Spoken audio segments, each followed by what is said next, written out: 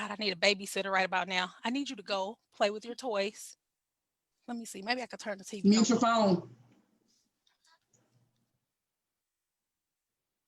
And watch TV. Go watch Kokoman. Well, sit up there and watch. So Facebook, I brought everybody in on this impromptu live because, you know, a lot of things is happening like really in my life, but also in the lives of my friend.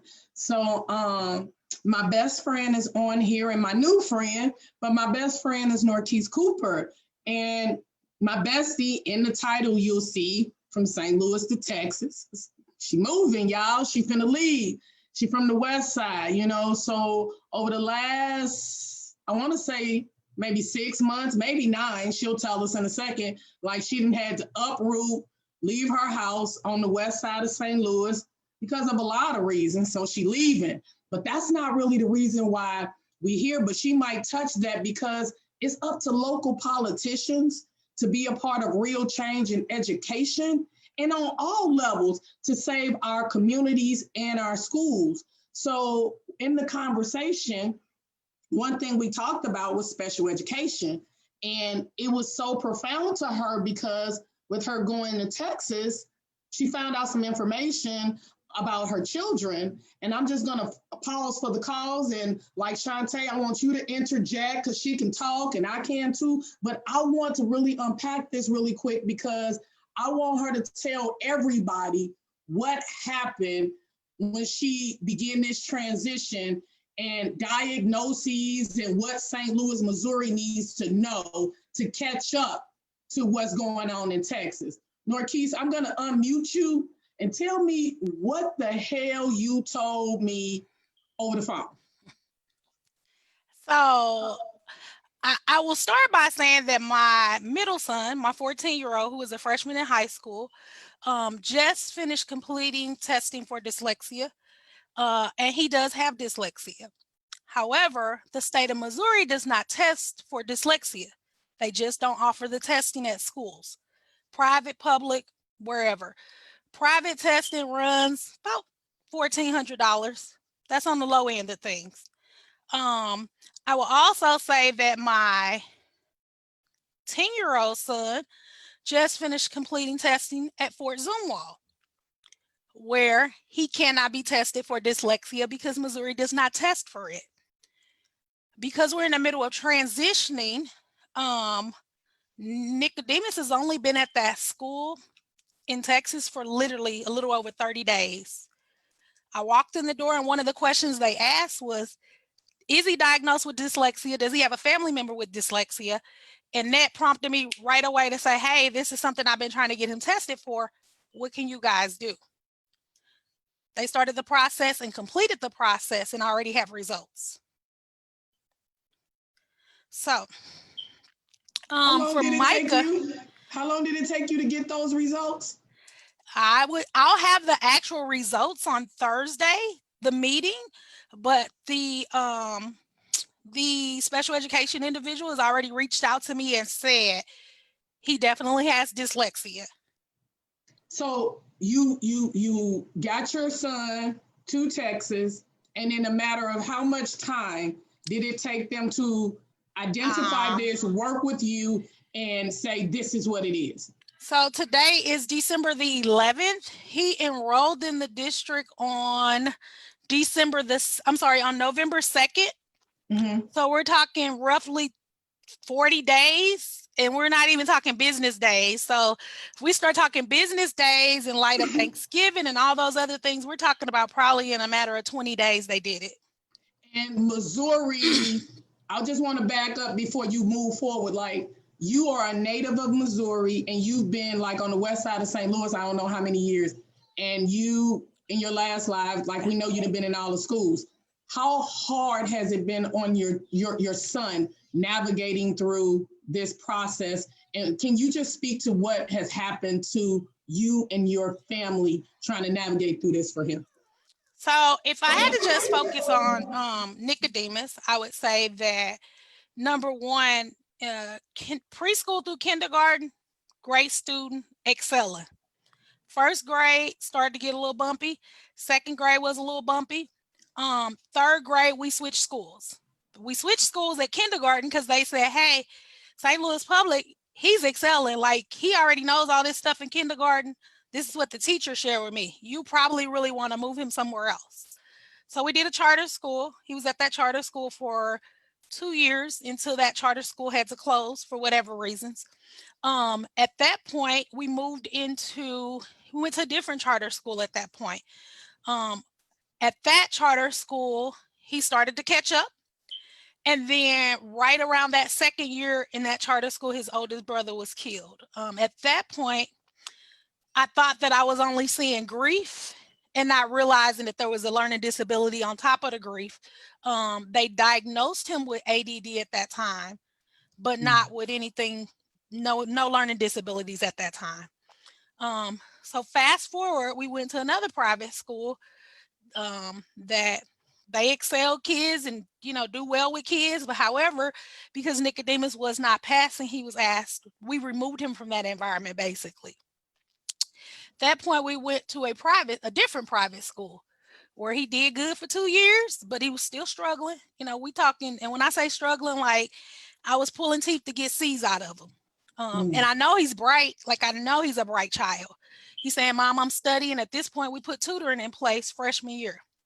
Tutorer says he knows this information, Miss Cooper. Like, he knows it. Take a test on it, he'll get a 23 out of 100. I hope he don't get mad at me for telling his business if he hears this later, but I'm just being candid because it saddens me that he started out in St. Louis Public Schools and he moved on through charter schools. No, I'm talking, you need to wait.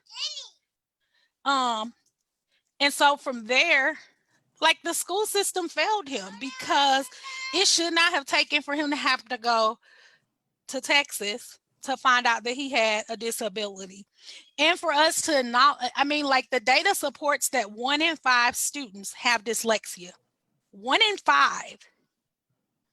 But yet we don't test for it. More students have dyslexia than students that have other disabilities. And I was trying to think of it. I cannot think for some reason. Corman, help me out. What am I talking about? You mean like autism? Autism. More kids have dyslexia than they have autism. Wait a minute, but you also said that, and we ain't quoting, like, we just real parents pulling up. Didn't something happen in Missouri law or something where they were supposed to do something that they just will not do? So I don't know that they won't do it, but there was, and I remember reading this, so I can't quote it, and I'm going to go back and find it later. But there was a law passed, I want to say maybe a year ago, 2 years ago, that teachers had to be trained on how to spot dyslexia. And that if kids didn't meet a certain criteria by a certain time, then they should be tested. But again, Missouri doesn't test for dyslexia.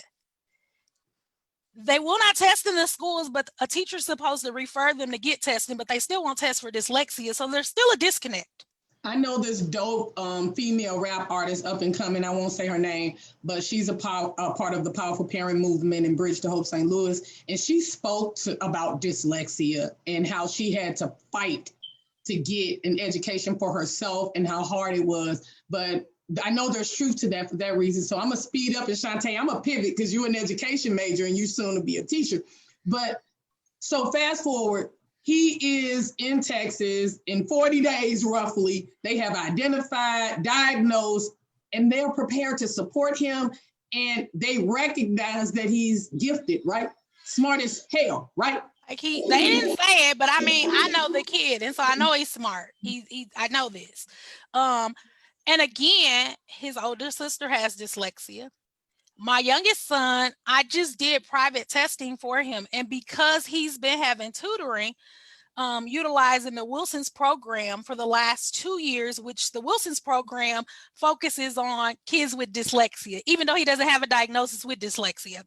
So through the St. Louis Learning Disability Association, he has tutoring and has been getting tutoring with them for the last 2 years. When he first started out and got tested, we did some private testing because He was in first grade and he didn't meet criteria to be tested, but I knew there was something there. So I took him privately and got him tested. Again, a failure of the school system, because if we see the markers, why do we wait? Why do we have to wait to third grade when we see the markers in first grade or But they kindergarten? It didn't makes wait. I'm being sarcastic. They didn't wait. They labeled him ADD.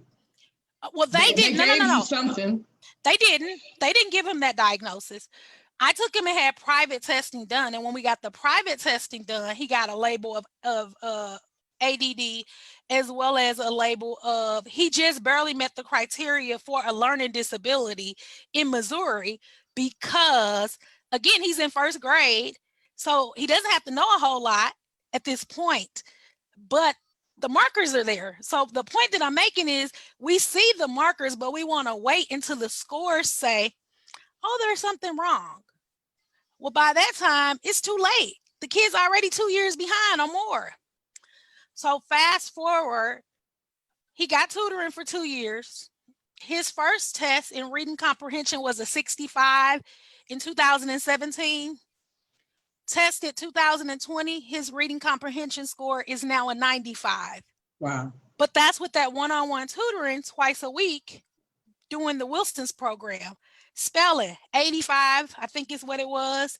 The teacher that tested him in reading said that his reading comprehension, he tested higher than any fifth grader that she's tested. So again, to show his intelligence, but then the classroom teacher said, but when he goes to write a paper, he can't write it, but he has great thoughts. That's because he can't put it on paper. But when mom types his paper, With it's there. support. The So support. if he gets support like your godson in there get like one-on-one support, he's winning. But he may not need it to the degree that Paul needs it. Exactly. But children need individualized support. I don't care if they got a disability or not. Correct. And so even just allowing them to use, for example, he has an account with Learning Alley, which is where he can get any book pretty much that any other kid is reading, including his textbooks, and they will read to him. Because dyslexics, when they read, they will jump all around on the page. And so they can't stay on task. So no, his fluency is not going to be where everybody else's is in the classroom because of his disability. But you give him a set of headphones and give him the material, and I guarantee you he's going to come out with the same comprehension as them or better. And to take that a step farther, so again, two out of 4 of my kids have been diagnosed with dyslexia at this point. Mom probably is dyslexic. I'm pretty sure that I am and never tested. I was sharing with my son tonight that I remember being in 8th grade, and I remember a teacher saying, you can't read, just tell me the truth. And I was like, but I can read. Like, I read well. And so I remember this teacher, Black woman that I really, really liked, history teacher. I love history. I'm learning a lot in her class. Be quiet, be quiet. You have to be quiet. I'm learning a lot in her class, but because I couldn't put it on paper, she figured I wasn't learning anything. But she also didn't do anything with that. She just had that little short conversation with me, and that was it. So this dates back to, 30 years ago. 30 Ain't years. That how long education been in crisis? Or somewhere around there, about 20, maybe 25 years ago. Maybe I'm exaggerating a little bit. But the point that I'm making is nobody saw it in me. Mm-hmm. They didn't see it in my daughter. They didn't see it in my son. They didn't see it in the younger son. At what point do we recognize that we need to change what we're doing? So I'm going to pause you, education major. Like, what are you thinking? You just heard a whole lot. Like, my friend literally left St. Louis, got her kids transitioning her children to Texas, and in 40 days, this boy has been identified with the need, is about to get the support he needs, and your state, our state, does not even test for these things. And I'm wondering how they educate you as an education major on special education and special needs. What you got to say about like kind of all of that? Open it up, go. Wow. Actually, I'm listening to her story and it sounds familiar. I was listening very closely. I wasn't interjecting at all because I really wanted to hear what Narkis had to say because I feel like that about my son. I had the same experience basically. He excelled in preschool, he excelled in kindergarten, and he got the social educational, I mean, just all around support from his kindergarten teacher. He really was supportive. She just was like really great with him. First grade, it was something was going on. The teacher didn't even contact me until the end of the year. Then she tried to say it was behavior, but I'm saying like, why isn't he connecting with the material? Like, why is he doing bad when he has never done bad? Like, I don't get it. So I definitely believe that in St. Louis and Missouri all around, they definitely need to get that dyslexia testing as a requirement because I think that that's a serious thing. And I think my sister actually had dyslexia as well because she never really liked reading, but she was smart. Like when we left St. Louis for a year and went and we were in a different public school system in Virginia, and she excelled. She was in National Honor Society. She did great, but then she came back here, fell right back into the same societal norms of being popular and doing the it thing, and it kind of her educational goals subsided. So she didn't end up graduating from high school. She ended up getting her GED. But at the same time, she's still really bright because the same year that she would have graduated, she got her GED. She went to CNA school, got certified as a CNA. So I was just like, it never really made sense to me, like what the holdup was, because I think it's just the way that maybe she reads or she learns that discourages her from really wanting to go further in education. But when she really, really focuses on something, she can do it. And also, the same struggle has been going on with my son as far as like sometimes with his reading comprehension. They put him in a reading class and then they come and try to tell me, I don't know if they expected me to be defensive or aggressive, but I wasn't. I was just like, whatever he needs, I just expect you to get that for him. Like, what if he needs reading help, then we need to get him with a reading teacher, intervention, whatever. If he needs math help, then you need to get him with the math person. But it's funny that you were saying, about education as well. I was going through one of my educational journals from my classes, and I actually wrote, speaking with Denise last time, I actually wrote on there where we should do an IEP for all students. Like we were actually talking about that in class, um, about how we should be handling that for every student. And I think that if they did that, they would be more likely to catch these cases of dyslexia, catching these cases of not just ADD or ADHD. I mean, there's more going on than just attention. You know what I'm saying? It's more going on than that. It's also comprehension. It's also, how they reverberate that back to us, how they're writing it, how they're reading it, how they're spelling it, because he mixes those words around, those letters around too. Sometimes he'll mix letters on words I know he knows how to spell. So I'm like, even on his own name, which he's been writing his name since he was 2 years old. Like, I mean, I looked at his I said, "Excuse me, sir, what is this? My name?" I said, "That is not your name. Like, why are you writing it like that?" But if I'm noticing this, what are your teachers doing? And then also, what are they equipping the teachers with in order to detect these things? Our public school system, period, in Missouri kind of needs to be upgraded on a national level. Because when I went to Virginia, my educational experience was completely different. It was just public. It wasn't private. It was, we paid no money for this education. It was just the education that was provided from the address I was living in while we were there. They were very extensive. They had a lot of different options. And also, they only provide these options a lot of time for people that do pay for education here. This is just not fair, and that's not equitable for all kids. And well, they also provide education for the top children. Like if you're gifted and you can like test in, then you get the top notch education. That's all in that cherry picking.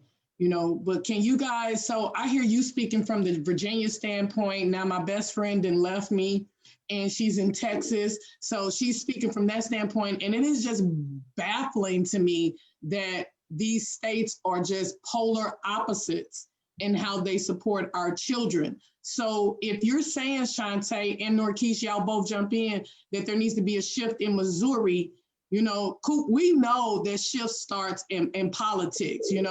We just did a conversation, or I just listened to a conversation with the Board of Aldermen, and they was just speaking to, they were allowing the public to speak on their views about the state of education, because they're about to close 10 more schools on the north side. But what baffles me is they have an education committee, but the education committee's job is to just look at policy, but they have no real power. And now that you're gone, we can speak on it. Like, you had to leave your neighborhood, not only because of the school, but you had to leave. Can you speak to what people need to do if we're going to help these kids and if we're going to shift communities, and how politicians need to get involved in, quite frankly, the constituents? Yeah. So as you said, Carmen, I had been living on the west side, and I had been there for approximately almost 9 years. I lived on a street where there were literally 3 houses, mine, a vacant house, and a neighbor's house, 2 vacant lots. And I loved it. Across the street from a school, they closed down the school. I got a little concerned. Quiet. I got a little concerned when they closed down the school, but I still never had any problems on that block up until July of 2020. Honestly, I had been noticing, well, I'll say in June, I started noticing my neighbors being outside with big guns. And when I say big guns, I learned that they were AR something from my relatives on the 4th of July, because I really didn't know what they were. I just knew they were big guns. So I had noticed it, and I'm like, Lord, I'm praying about it. I'm like, I can't really call the police, because if I call the police, like, they're going to come to my house, first of all. And so then when they start messing with them, they're going to know I called. Now, I never had a problem with my neighbor before then. But fast forward, I didn't say anything. I got to the point where I wasn't even taking my trash out because I had to walk past their house. So I would literally put my trash in my car and drive it wherever when I would leave. My kids weren't able to go outside and play basketball anymore, any of that. We'd always lived on the street, but never really been a part of the community other than them playing basketball and us talking to the neighbor. And everything else we did literally was outside of St. Louis City. But because I loved living in the city, I wanted to stay there. I really did. I wanted to put down roots and make that the house that my grandkids came back to, honestly. So fast forward, 4th of July, every year we block off the street. Me and my neighbor agree to this. My family comes over, his family comes over. We have a big thing. So earlier that day, while we were outside preparing, my sister comes in and she was like, they out here with big guns? I'm like, yeah, I knew they had been out there, but I didn't know they were out there today. Let me go over here and talk to him. So I go over and talk to him, and he was like, you should feel safe. You should feel good because we got the block. And I'm like, no, you got to realize, like, if you out here with guns, that concerns me because that means something can kick off at any given time. So fast forward, after talking to him for a little while, I was like my son just got to the point where he could take out trash again after his brother being killed. And like now, my 10-year-old won't even sleep in his bed anymore because he said he heard gunshots the other night. And so like now he in the bed with me. So he said, okay, I'm gonna make him put them up. Fast forward, it gets dark outside. We start popping fireworks, and my cousins come in, young guys with families. They say, hey, cuz, they out here with these big old guns walking up and down the street past our kids. I'm like, whoa. So literally in like 7 minutes flat, I cleared my house, made all my family leave. 4th of July tradition for the last like 5 years at my house, every year. Made everybody go home. Don't clean up nothing, just leave. So I was gonna try to stay there until January. Every day when I come home, they outside with guns. The last time that put the icing on the cake, I walked in the house with the kids. As soon as I locked the door, I heard boom, boom, boom, boom, boom, boom, boom. Like I am literally shaking like a leaf on a tree. So not only did I have to uproot my family, I had to uproot foster kids because I do foster care. So I had one kid that was in a wheelchair that I had to make leave like that. Like they had to find him a placement. Okay, be quiet. I had another check that attitude. I had another kiddo that had been with me for over a year. So he went with me where I went, but then I couldn't keep him because I just made the decision at that point, like it's time to leave St. Louis. Like I went out to I was gonna stay in O'Fallon, so we tried that for a minute. Then I started hearing about robberies out in O'Fallon. And I'm just like, you know what, I'm done. I can't get my kids tested, even though I think there's something going on. Nobody will give them a diagnosis. And like I know there's something there.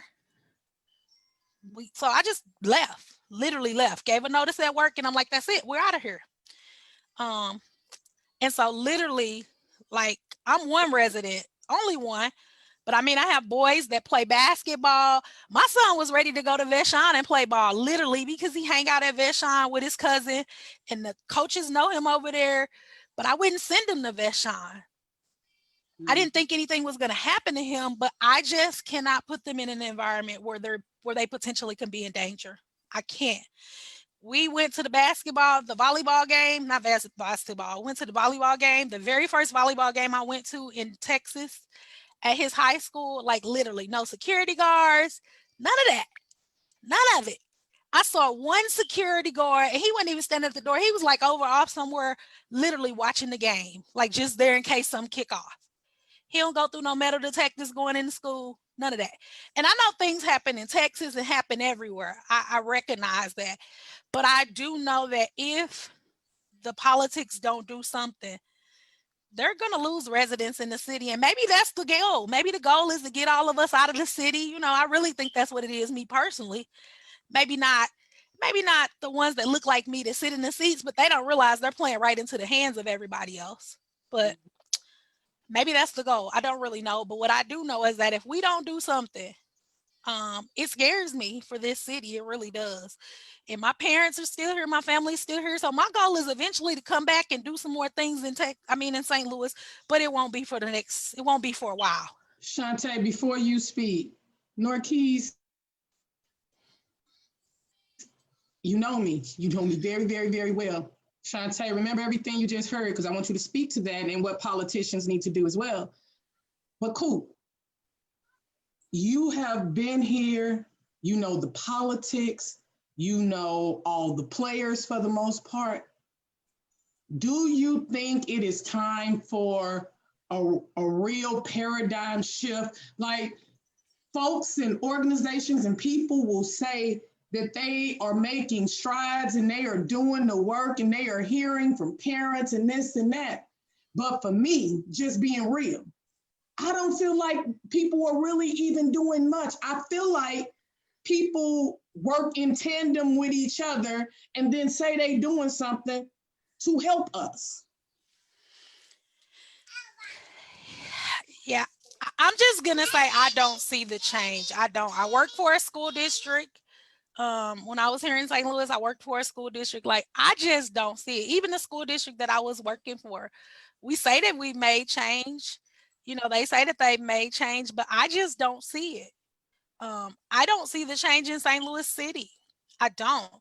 And even going as far as the Fort Zumwalt district or St. Charles district in those districts, even there again, I have a teacher telling me and an educator, a tester saying, hey, we noticed that when he had to put out the information, like he was kind of spacey or he couldn't get it out, but we can't give him a diagnosis of any of that. We can't even give him any services with any of that. What we can do is give him services under another health impairment of ADD. Um, and so again, we have to shift what we're doing if we want change, if we really want to see change. I mean, and I'm just speaking to the educational pieces of it. We're not talking about the kids that have trauma. You know, I think about my son, and I think about when he was going to school, and I sat through a meeting and they said, like, some days he'll come in here and he'll do his work and like he's with it, and other days he's just here. This kid just buried his brother. I am 45 years old. And when I was 10 and 12 years old, the people we were burying was my it wasn't even my great grandparents, you know? It was people in their 60s and 80s. And now this kid has had to bury his brother. And he's coming to school every day. He's not disrupting the class. He's not making a He's problem. traumatized. He's traumatized. And so as a teacher that's traumatized because they done lost their mama, brother, daddy, whomever, they go home and they drink or they smoke or they do whatever it is they do. And they come to school and function. But he comes to school and he's had this trauma and you're saying, well, he's not performing. Well, the fact that he ain't in here turning over the chairs, he doing good. And I'm just being real. So when I as a parent, you know, first thing I did was got him some therapy because as African Americans, we do not think therapy is needed. We don't think, and they don't provide therapy in the schools They either. don't. Where is the real therapy? You can provide all the teaching to teachers that you want, but where is the therapy for the children? Most of these schools don't even have full-time counselors, and the counselors social can't workers, even be yeah. counselors or real social workers by definition. I don't mean to freeze you. Shantae, come on, speak to some of this. You've heard a lot, Miss Soon-to-be teacher. Pull up. Oh, I'm definitely, you know what I'm saying? That's one of my skills that I'm working on. It's called active listening. Hmm. It, um, my main thing that I'm getting from this is just the overall problem. Politicians, parents, and educators. We have to work on the mindset. Yes, maybe at your school they did think that they were doing something. And maybe according to their mindset, they were. But we all have to understand that each school has its own demographics. And if you come into that school and you are completely, you know, especially first year students, we believe that it's the rainbow out there. You know what I'm saying? We're like, oh, we're going to teach, we're going to, you know, touch these people and educate these people, and we love these kids. Mm-hmm. But when you get to a certain area school, they want you to teach what they want you to teach, how they want you to teach it. They don't want you to reach out to these parents on a real level and let them know, ma'am, I'm not judging you, but this time we got to step up. We got to step up. You got to be involved in these kids' lives. You got to be involved in these kids' education. And if you're not, nobody's going to be there for your kid the way you're going to be there for him. Like me personally, this is my first year teaching. So, you know, I'm going to be there because I love the kids. I want to do this. This is what I want to do. But they have to have the support from you, and they also have to have the support from me. And as far as the therapy, I feel like we need to set up these same therapy sessions for these parents. You know what I'm saying? 9 times out of 10, they getting beat, they on drugs, they're not even performing to their full selves, let alone these children performing to some type of self when they don't even know who their true selves are yet. They have no I get therapy. Do you get therapy, Norquise? I'm not getting therapy at the moment, but I've had therapy. Yes, Okay, ma'am. that's all. Go ahead, Shantae, finish. Yes, and I also feel like, you know, it's just going to have to be a complete system. We all have to change habits, but a change of habit can only be supported by a system. You have to set up systems to balance and check what you're doing. Yeah. You know, and I feel like as far as with the parents, even the educators, these people too, I can't point no fingers, y'all. I'm not really even finna judge them because we don't know how many years they've been doing this and how many years they done been beat down and they've been going hard, and how many times their administrators have told them, no, we can't do that. No, we're not going to do that. You can't be involved in that way. You know, it's just, it's a double-edged sword. And that was one of the things that I shared with Carmen. Like when I started talking to her, I was like, I had to keep shifting it and say, like, shifting myself instead of saying the teacher or the administrator, because at the end of the day, it's the system. It's not the teacher, it's not the principal. They are not going to that school day in and day out because they just want to get a check. Maybe some of them. But I can guarantee you the vast majority of those teachers are there because they love kids, they love education, and they're doing the best that they can do based upon the confounds of what they can do. Um, and it's a lot. It is a lot because again, I'm just talking about my kid who had trauma, who was getting therapy, who had a parent that was advocating for him, who recognized like, hey, he's going through something. And that was just my one. You know, there's a bunch that teacher's dealing with 25 of that one who, you know, out of that 25, probably 10 of them have had some trauma and maybe trauma on top of trauma, as well as whatever they going home and there's no food or whatever the other situations may be.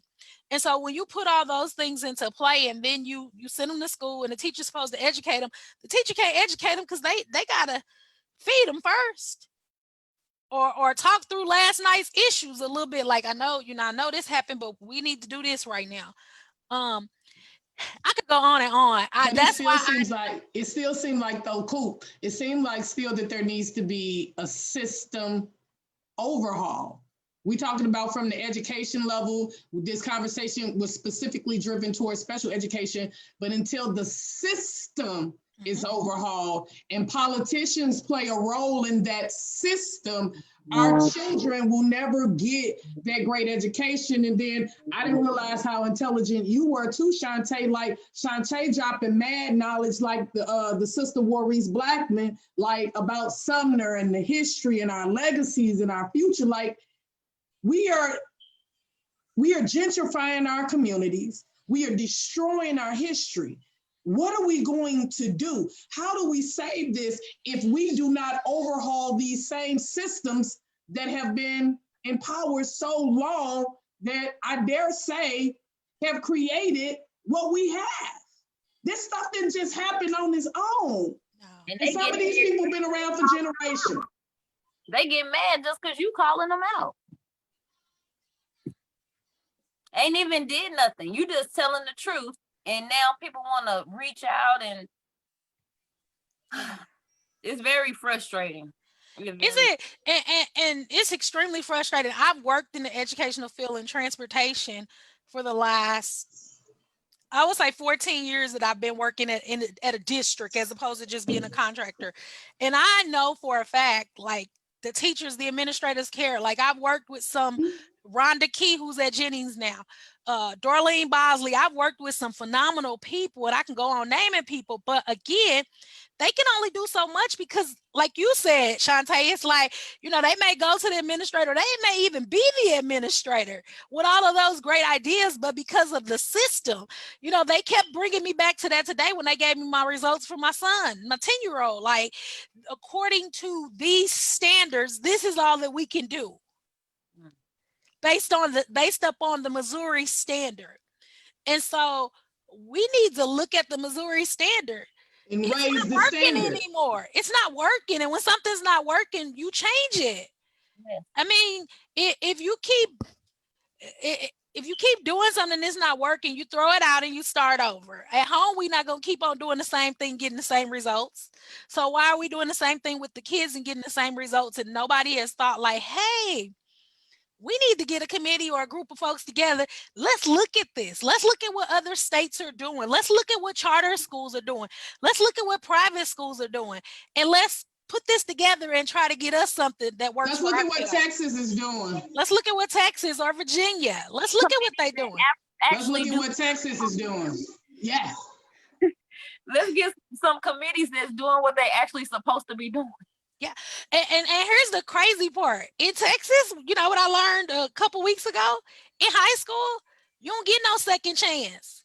You either get it or you don't. You either get it or you don't. You go get your GED at a particular school district in McKinney anyway. But the point that I'm making, guess what?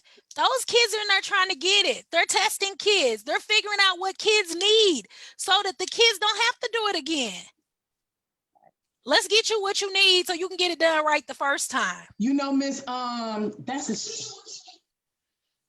Miss Andrea, I can't even remember her maiden name. She married now. You know, the little bitty used to be the assistant school leader at Kip Inspired, little bitty thing. Yes. She's in I Texas. can't remember. She in She Texas, is. girl. She Run is. it. I'm gonna have Handling to look her business. up. I'm gonna have to see where she is. She there Definitely. handling business. She a school leader doing it. She Yeah. said, I'm gonna show y'all how to get it done. She married and got a baby. Because she's moved on to a district, to a community where all of these things are important. The mindset. They are important. It's back to that mindset, like you said.